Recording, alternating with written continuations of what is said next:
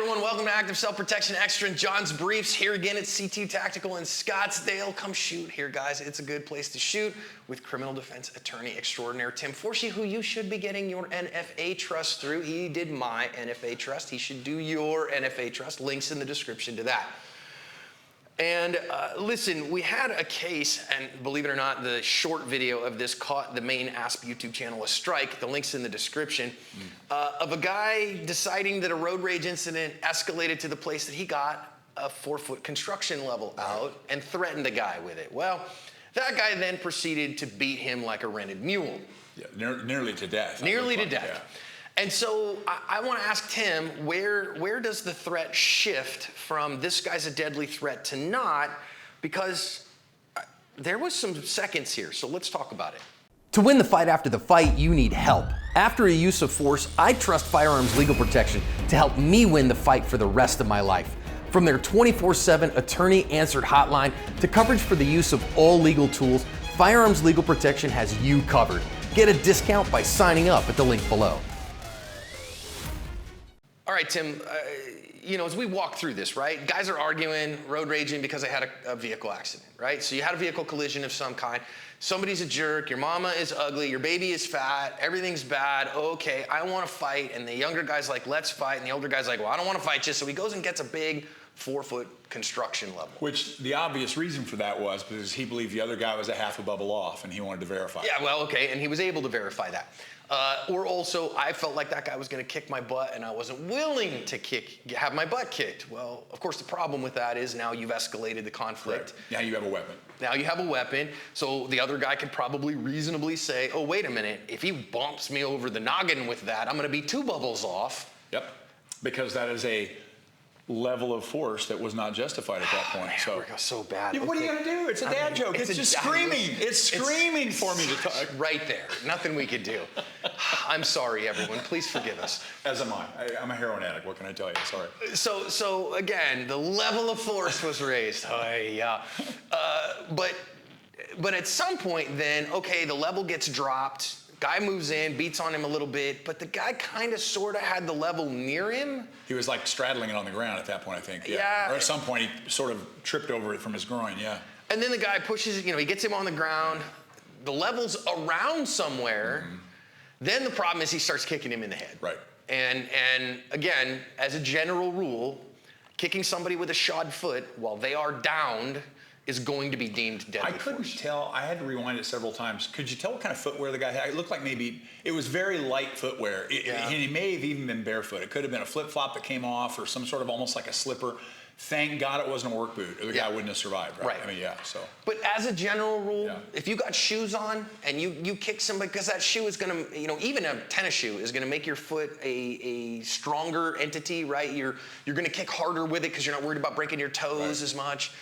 And so if he's up and mobile and I don't know, I'm a Taekwondo practitioner and I throw a crescent kick at him or something, okay, fine, you're probably not okay there as regular force. But when he's down on the ground and has no mobility. And I think that at least several of those blows that he was delivering, they weren't even so much kicks as they were stomps. Stomps. And the guy's head is prone on a concrete parking lot and you're stomping his head. You're going to kill him. Yeah. That's all there is to it. You're going to fracture that skull. Now, I think several commenters, though, Tim, said, but wait a minute, this guy just attacked him with a level. Mm-hmm. And so he was the instigator of deadly force, but now... Well, let's make it a little easier for some people to understand. Instead of using a foot, let's say he had a gun. Okay, so the level has been... is out of the equation. The level's not being used as a weapon any longer. It's only been out for 2-3 seconds. Right. The guy's on the ground. And now I'm shooting his prone body multiple times. All right, maybe that first shot is legal. Maybe the second shot, because you've got to have the neuropsychological pathways to tell yourself to stop shooting, right? If you're shooting 5 rounds a second, I would expect there to be a 0.3 or 0.4 maybe before you might fire another shot.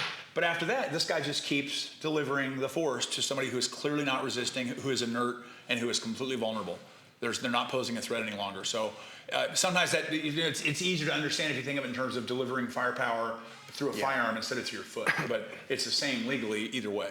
I really think it boils down to the kind of paradigm I've taught people is, are we using force protectively or punitively? Correctly.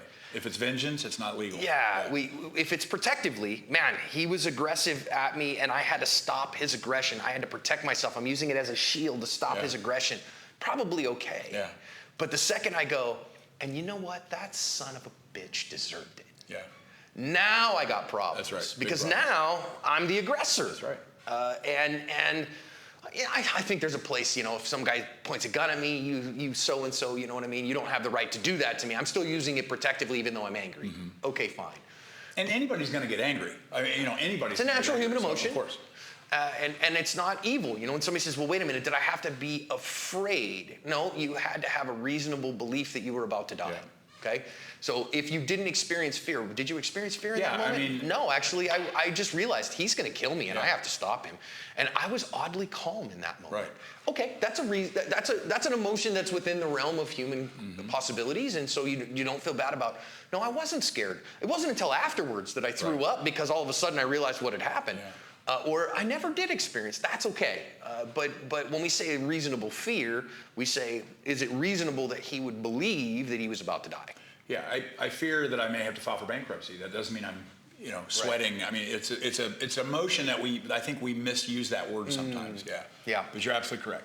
But you got to see, man. People are like, well, gosh, man, you can't expect him to make, good decisions in this second by second thing. Yeah, you can. Oh, a jury will absolutely expect you. You can, because that's what the law requires of you. Yeah, and if you think that you can't, then you shouldn't be getting anything anywhere near these types of encounters. If you can't help it if it's a first-person situation, but you can certainly help it as a third person. Which brings to mind, to me, the overall moral of this whole story, this whole video, is what? It's not when to stop hitting somebody with a level or when to stop stomping somebody's head. It's, why the hell did you get out of your car? Road rage is dumb. Why did you really wind it down and flip this guy off? The stuff we didn't see before they started filming it, which clearly there was something that caused somebody to get their cell phone out and start filming it. What are you doing? What are you doing? You just ignore that. You don't let that. You call if there's a fender bender, you call the police. If the guy's screaming at you, you roll your window up and you turn the air conditioning on and you ignore him. And if he breaks your window, maybe you have to shoot him. But you don't get out and engage and partake in that nonsense that we saw going on here for a good minute and a half before it got deadly. Yeah, it's stupid. Well, and to the people who say, well, you can't, expect somebody to make good decisions. I'm a combat sports fan.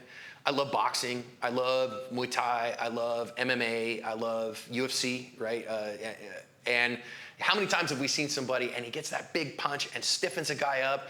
And yeah, some guys will just swarm because he's still moving, but I've seen so many times, bang, and that guy stiffens right up, and then our protagonist just stops. Yeah.